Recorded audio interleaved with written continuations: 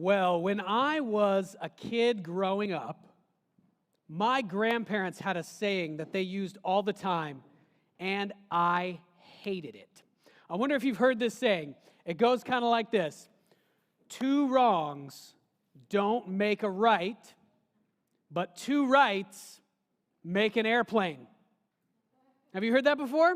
I don't know, maybe it's an American thing. Two wrongs don't make a right, but two rights make an airplane. This is a picture, of course, of the Wright Brothers in their airplane, the Kitty Hawk, which was the first self-powered airplane to actually fly.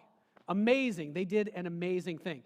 Now, when my parents used that saying, not my parents, my grandparents, I hated it. And the reason is because they always used it at the most inconvenient times possible. Like, imagine the scenario.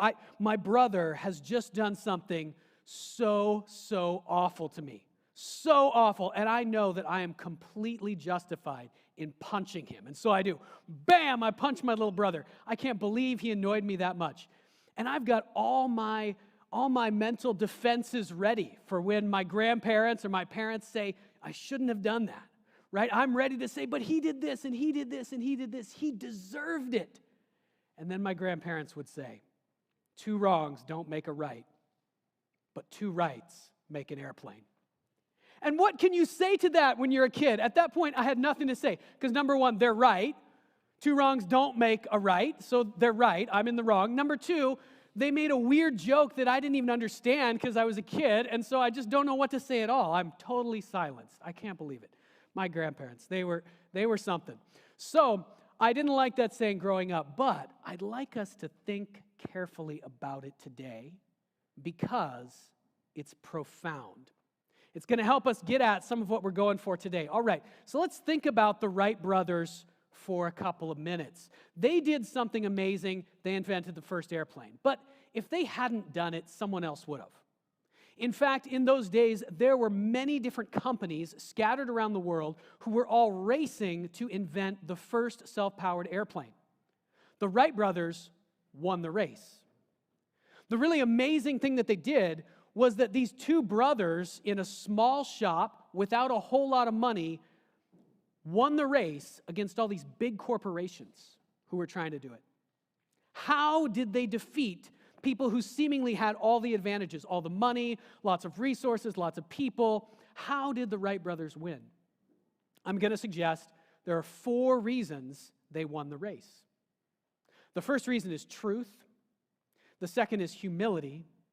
The third is relationship, and the fourth is faith. So follow with me for a minute. First of all, truth. Sometimes we have strong opinions about things, and we don't really look for truth in a situation. We just look for evidence that will back up our own opinion. So in some of those corporations where people were trying to create a new airplane, some of the people in charge had very strong opinions about what would be required to make something fly, like lots of wings stacked on top of each other. Have you ever seen one of those? I should have brought that up. You know, an airplane with like 10 wings stacked on top of each other. It tries to fly, it just collapses. So some people were not really looking for truth. They were just looking to validate their own opinions. And so that didn't enable them to find the way to actually build an airplane that flies. Second one, humility. If you try something and it fails, the Wright brothers were humble enough to just ditch everything and start from scratch. In some of those corporations, there were too many careers on the line, too many relationships going on that they couldn't just ditch a project that they had gone after for 10 years in a particular direction because somebody didn't want to get fired. There was a lack of humility. Relationship. Another thing that enabled the Wright brothers to win the race was that they were brothers. Now, of course, being brothers doesn't mean that you have a good relationship with your brother, unfortunately. But these guys did. They were brothers and they were teammates. Many people have commented on how unified they were. So when something went wrong, they didn't just fight with each other. The relationship enabled them to go, oh, it's okay, right? We're still brothers. We're in this together. Let's find another way to do it. And finally, faith. These two guys had strong, kind of insane faith. I don't even know why, not for any really good reason, that they would be able to do this. They believed they were going to succeed, even though all these other corporations. Would you be willing to go up against like Google to create a new app? They believed that they could defeat the Googles of their day in inventing the new thing. They just believed it, and then it happened. Crazy. We're going into starting a series of messages today called Controversial Conversations. And in this series, we are going to hit on things that are really hard to talk about. Some of them especially hard to talk about in church. We're going to be talking about subjects like race. We're going to tackle abortion. We're going to tackle LGBTQ. We're going to tackle the roles of men and women. We're going to tackle COVID and how we should be responding to that. These are going to be difficult topics that are going to bring up emotions in most of us. Now, here's what we're not going to do as a church. As we bring these up, we are not going to fight with each other. Yeah, we're not going to fight with each other, right? Are you with me? So what we're doing today, we're not jumping into one of the topics yet. We're going to spend 2 weeks on foundations. We're going to enter into a series of messages that will be conversations we are having about these things.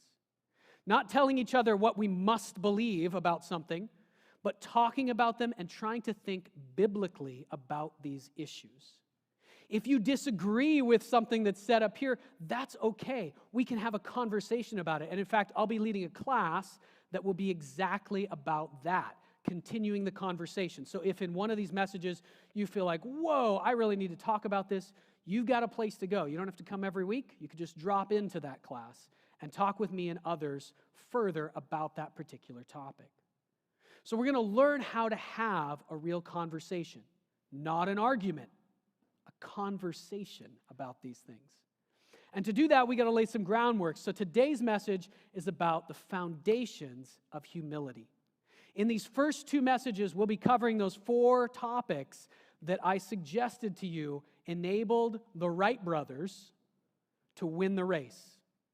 Truth, the pursuit of truth, humility, relationship, and faith. Today, we're going to tackle humility and faith. We're going to be looking at a story from John chapter 18, and this is a scene from the life of Jesus that is astonishing. Jesus died and rose again from the dead. That is direct evidence, proof to the world that he is who he says he is, the Son of the living God. But many people who knew him in his life, even before he died and came back to life from the dead, they already knew he was the Son of the living God because he could do things that no one else could do. And I'm not talking just about miracles.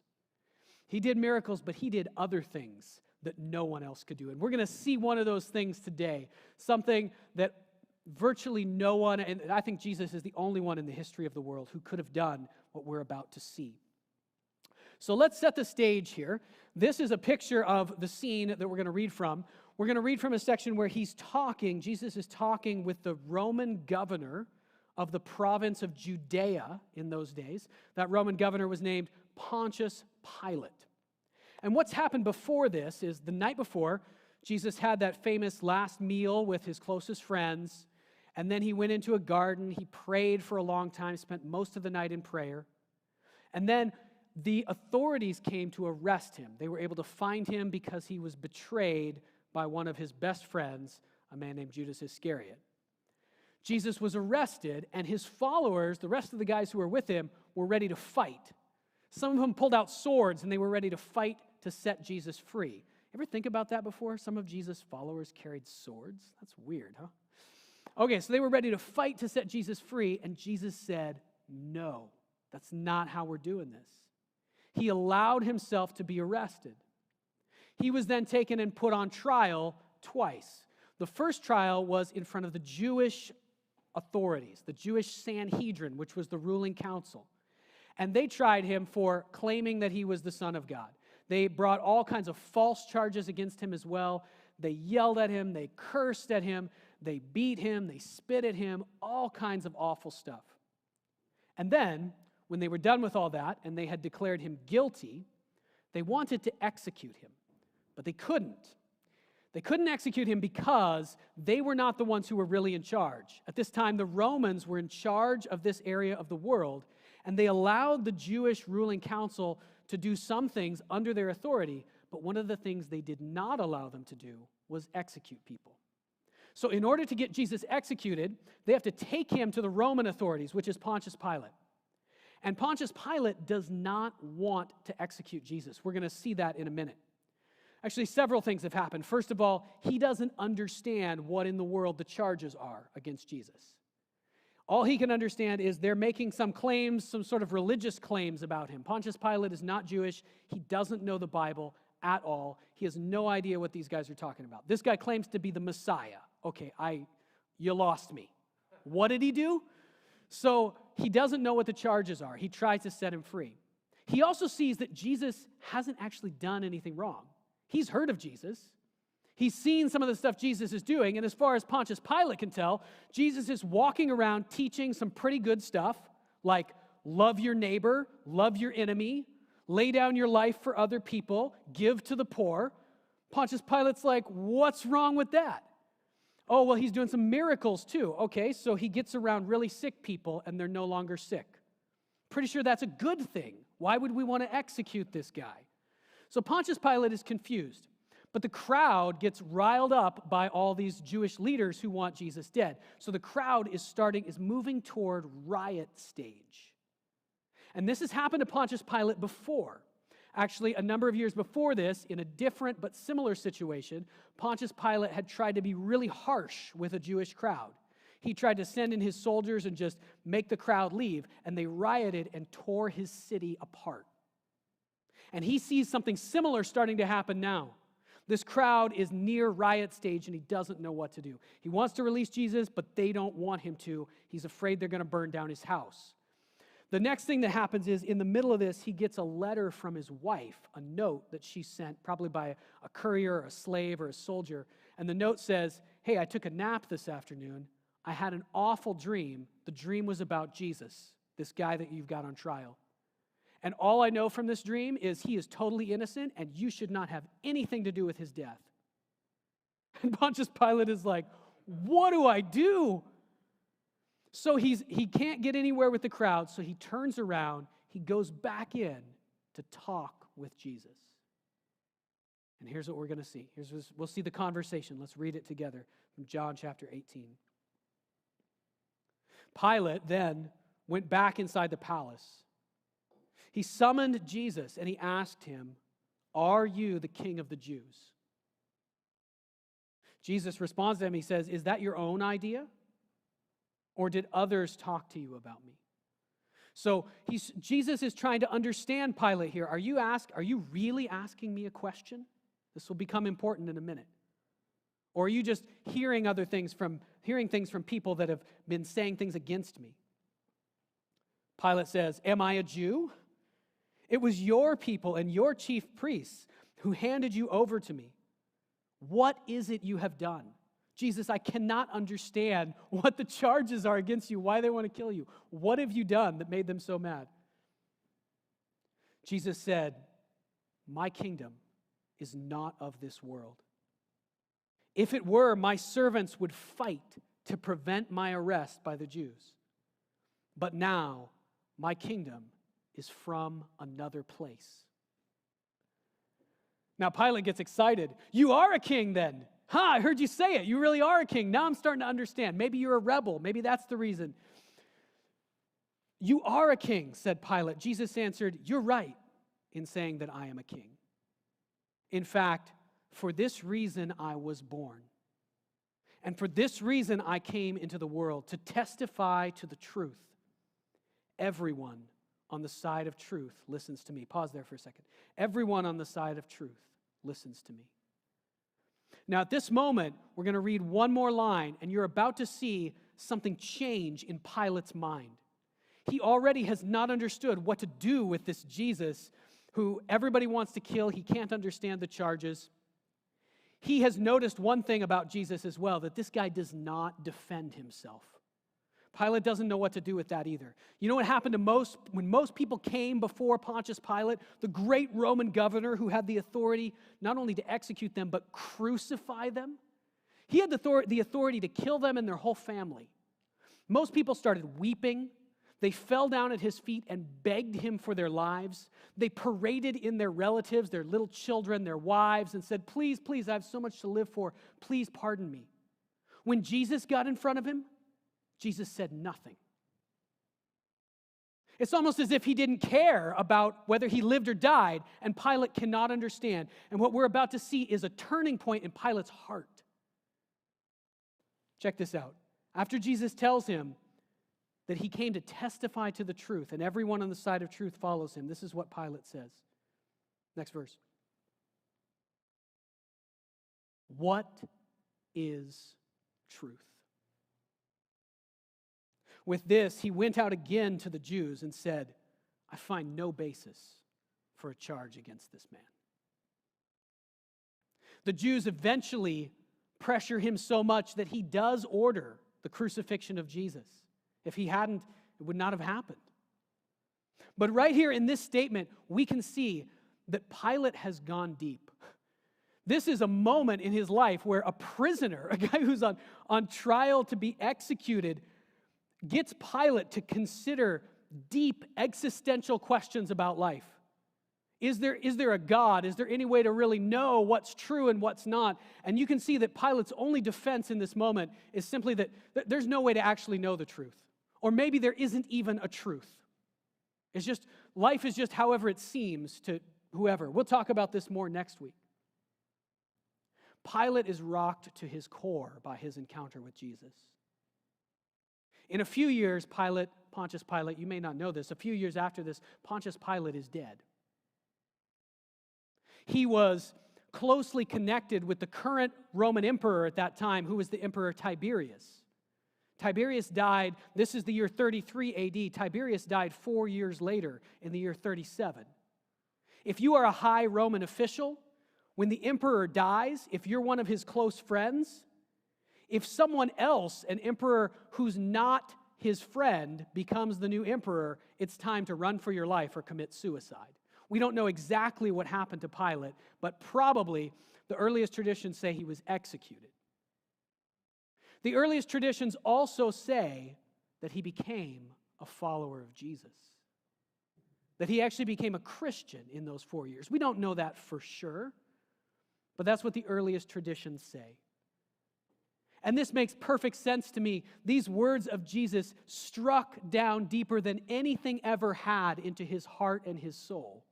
And they worked there. They went there. They did their work.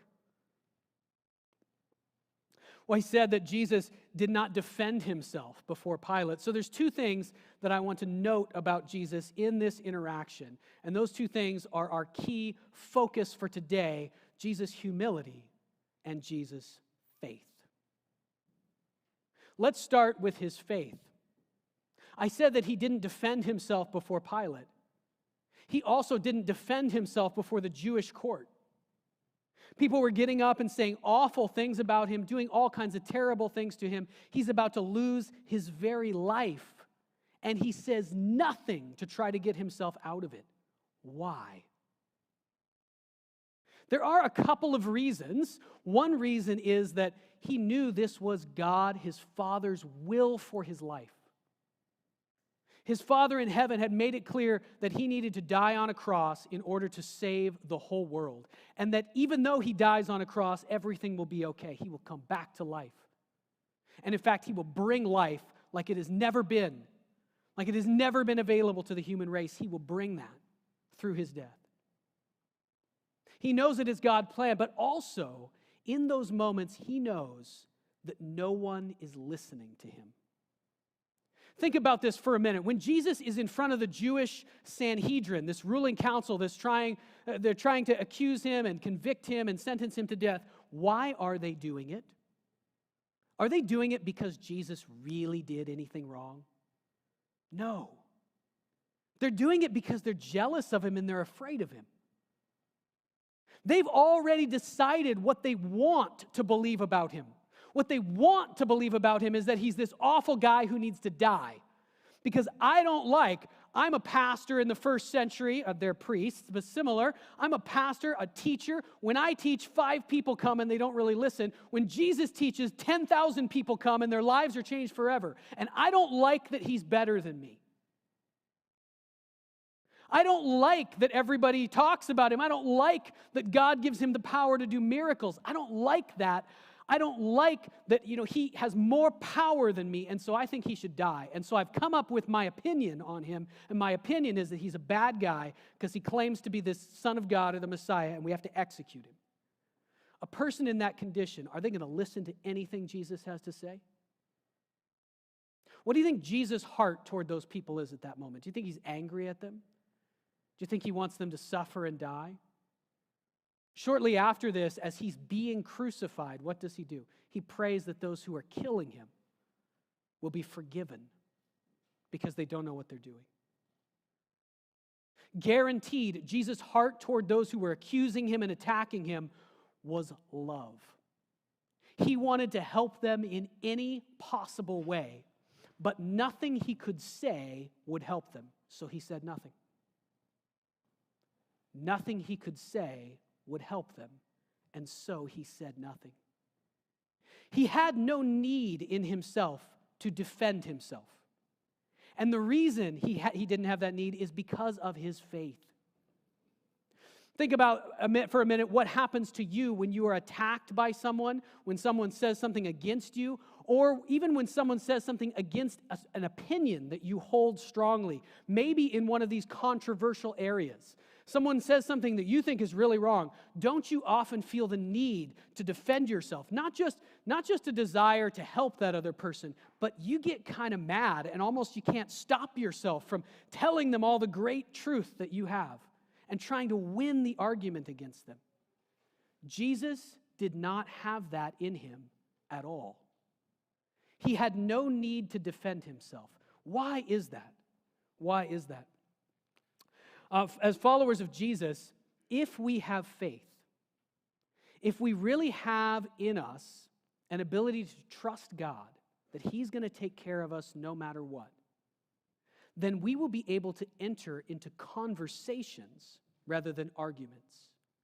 Because we also, like Jesus, will not have the need to defend ourselves.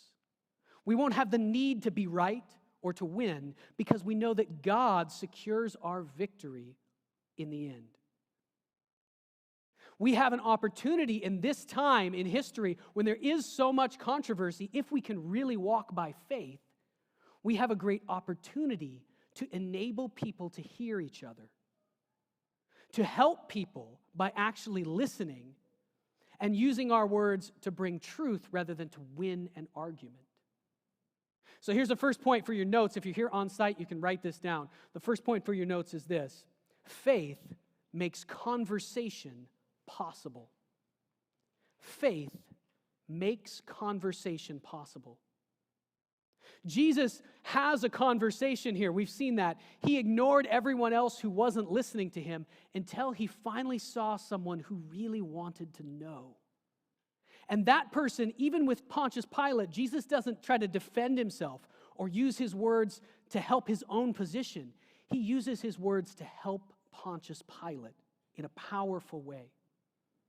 Now, how is it that faith enables us to have conversations? I'm not saying that it's impossible to have a conversation, a true conversation rather than an argument, unless you have faith in God. It's not impossible. But if we have faith, this will enable us to have conversations instead of arguments. Think about it this way. Let's imagine you're in a situation where something that you value highly is threatened. Let's say that someone is suing you. They're taking you to court, right? And they want to take everything away from you, all your savings and even your house. If they win this lawsuit, you're going to lose your home. Would you be able to go to that person and have a true conversation with them about this lawsuit? Would you be able to go to them and objectively listen to their side and think carefully about it? Are they right or are they wrong? And maybe even try to help them in some way? Would you be able to do that? Now, it is possible through faith in Christ. But let's set that aside for a moment. Let's imagine you're trying to secure your own life by your own power. Would you be able to do it? Absolutely not. You would have so many emotions around that. Your own home is threatened. You can't be objective about that. The only thing you can do in that situation is try to win the argument. But let's imagine you are a third party. You meet two strangers. One is suing the other and trying to take everything they have. In that situation, could you listen carefully to both sides? Consider which one is right and try to help them? Well, yes, of course you could. You don't know them. You could be objective. You could be objective because in that case, your home is not being threatened. You don't have any skin in the game. And here's the thing about faith. If we truly believe what Jesus says, that God is in control of everything, and He has prepared a place for us beyond this life, we can be objective because our home is not threatened. There is nothing in this life, no conversation, no human being, no action that anyone can take that can ever threaten my true home if my true home is with God, kept for me. People can threaten my physical home, they could threaten my life, but not my true home. And so if my home is not threatened, now I can enter a conversation instead of just trying to win an argument. Because I don't have any skin in the game. Whatever happens in this life, God will make it turn out for my good. And so this is your second point for your notes for today if you're here on site, is this. We can let go of control when we realize that this is not our home. If we really walk by faith the way that Jesus did, we can recognize that this is not our true home. And we can enter into real conversations by letting go of control. Letting go of control. We're going to talk next about Jesus' humility and how we need to imitate that in order to enter into conversations and actually help people instead of just attacking them or making things worse. We must enter with humility. Just like the Wright brothers, two wrongs don't make a right, but two rights made an airplane. The Wright brothers needed humility to win that race and bring something brand new into the world. The same is true of us today. So we're going to read from Philippians chapter 2. We read some of this earlier a couple times in the service, in the time of worship. We're going to read it again. Here are some words about following Jesus and His pattern of humility. If you have any encouragement from being united with Christ, if any comfort from His love, if any fellowship with the Spirit, if any tenderness and compassion, then make my joy complete by being like-minded, having the same love, being one in spirit and purpose. Do nothing out of selfish ambition or vain conceit. Instead, in humility, consider other people better than yourselves. Each of you should look not only to your own interests, but also to the interests of others. Your attitude should be the same as that of Christ Jesus. We'll stop there and we'll leave that verse on the screen. About 5 years ago, I was going along nicely in my Christian life, trying to follow Jesus as best I could, so I thought, and God showed me a new level of how messed up I am on the inside. And He showed it to me through this verse at the top. This verse at the top says, do nothing out of selfish ambition. Now, those are kind of big words for me, and they just wash over my brain. Like, I know what they mean, but I don't really think about them when I read them, unfortunately. I don't know if you're like me at all. What does selfish ambition actually mean? Here's what God spoke to me 5 years ago. Selfish ambition means trying to be better than other people. Trying to win. Trying to prove that you're greater than them. Don't do anything for that reason. The next thing that it says is don't do anything out of vain conceit. What is vain conceit? It's thinking that you're better than other people. So don't do anything because you're trying to be better than others, outdo them, or because you already think you are better than them. And what God showed me at that point in my walk with Him, following after Him, He showed me that everything, not even just a few things, every single thing I was doing in my life was tainted by one of these, or both. It wasn't that that was my only motivation for the things that I did, but every single thing I was doing, at least in part, to try and make myself appear better than other people, or because I was proud and already thought that I was better than them. And in this kind of a mindset, we can never enter into a conversation, because you can see that that kind of a mindset, if I am doing things, if I'm talking with another person, if I'm talking with them and really part of me is just trying to win or appear to be better than them, or part of me thinks already that I am better than them, who is this? I will never be able to truly help them. We saw Jesus truly help Pontius Pilate. How? When he saw an opening, he didn't come in and slam Pilate. He didn't come in and try to win. He didn't come in and try to make himself appear good. He said words that would truly help the other person. He put himself down, and he put Pontius Pilate's needs above his own life. This is astonishing. The third point for your notes today is this: in humility, value others above yourself. In humility, value other people above yourself. Now, these words are easy if we just keep them very general. But what we're going to do in this series is apply them to the way that we talk with other people who disagree with us. And that makes it very difficult. Bring that verse back up one more time, the end of Philippians that we were looking at there. What does this mean? If we just think of this generally, it's not that challenging. But if we think of this in a conversation with someone who thinks very differently than I do, or even who is attacking me, what does it look like to not look to my own interest, but to look to the interest of that other person, to really try to help them? What does it look like to not be trying to win, but to have a conversation that might, maybe not in that moment, but might eventually be used by God to help that other person grow, maybe to help me grow? I'm going to wrap up with a series of quotes this morning. And these quotes are all connected with this idea of faith and humility, trusting God so I don't have to defend myself, and being humble enough to lay myself down and actually help the other person in a conversation, in an argument. This first quote is fantastic. It's super old school, all right? It's from Oliver Cromwell. I'm not going to explain who that is if you don't know. Check it out. He said this to the General Assembly of the Church of Scotland a little while ago, August of 1650. Now, here's what he said. It's fantastic. I beseech you, in the bowels of Christ, think it is possible that you may be mistaken. He's looking at a whole church, not just one individual local church, like an assembly of tons of church leaders. They're filling up a whole auditorium, and they are arguing with each other, and all they're doing is trying to win. None of them are having conversations. They're just fighting.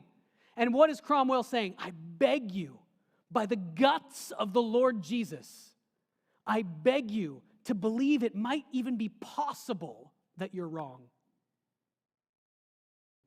That's a fantastic quote. What a follower of Christ.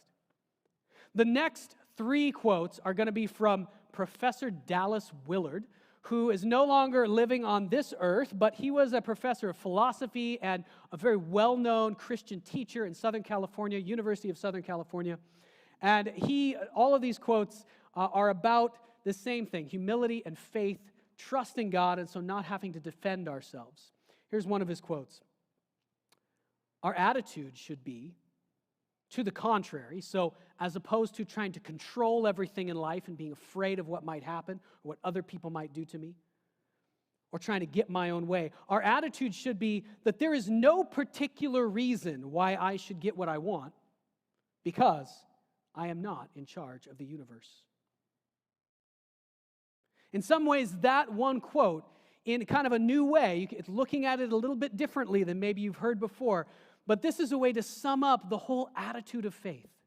God's in control, not me. There's no particular reason I should get what I want in life because I'm not the one who's in control of the universe. Let's see the next quote. This quote is about how he would start his day and his mindset of faith and how freeing this is to him. Personally, at the beginning of my day, often before arising, I commit my day to the Lord's care. Usually I do this meditatively, praying through the Lord's Prayer and possibly the 23rd Psalm as well. Then I meet everything that happens as sent or at least permitted by God. So he considers everything that's happening to him in his life as something God allowed. Oh, this bad thing happened to me. Well, God allowed it. I meet it resting in the hand of his care. This helps me to do all things without grumbling or disputing. Philippians 2:14. Because I have already placed God in charge, and I am trusting him to manage these things for my good. I no longer have to manage the weather, airplanes, and other people. I no longer have to control all these things in my life and all these other people that might do stuff to me because I've given control to God. If you have done that, to whatever degree you've done it, you will be able to really help people, to witness to the truth, to listen and converse with people instead of trying to defeat them and control them. This is an attitude of faith. Whatever happens, God has allowed. I'm free. Last one. This is not a quote, but a description of something that happened to him. He was lecturing at the University of Southern California, and he was very well known. Lots of people would come to his lectures. And because he was a well-known Christian teacher, often people would come and just try to debate with him or tell him how wrong he was, tell him their opinions. Check this out. In one of his classes, a student challenged him with statements that were both offensive and incorrect. Has anyone ever said anything to you that was both offensive and incorrect? Dallas tore him apart and put him in his place. No, Dallas paused and told the whole class that that was a good place to end their discussion. He didn't respond. Somebody asked Dallas afterwards why he had not countered the student's arguments and put him in his place. I'm practicing the discipline of not having to have the last word. Let's pray. We'll continue in worship.